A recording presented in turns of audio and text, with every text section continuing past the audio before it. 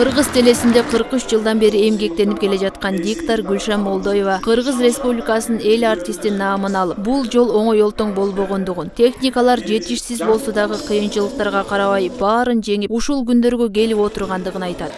Бүгүн чын өзгөчө күн болуп турат. Мына ушул өлкөбүздүн бир башкы каналы болгон, Кыргызстандын жүзү болгон КТРК каналында иштеп атканыма 43 жылдын жүзү болуптур. Мына ушул элиме сиңирген эмгегиме кылган кызматымдын акыбети кайтып атат. Бүгүнчү мен өтө толкунданып турам. Мен эмес, ушу менин коллективиме, менин артымда көп өзүңөрдөр билесиңер да.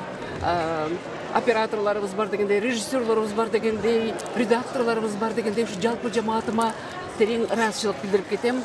Анан кийин көрүүчүлөрүм дагы миң мәртебе ыраазычылык билдиремин.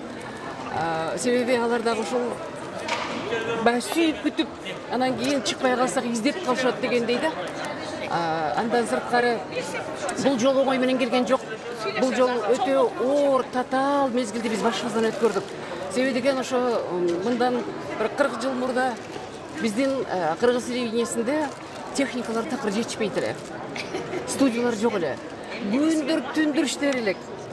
Анан чарчадым, чалыктым демей, жумушка бир майрамдагыдай келер элек да. Бир өзгөчө, бир башкача касиет бар болчу ошондо. Анан коллектив дагы өтө ынтымактуу элек дегендей.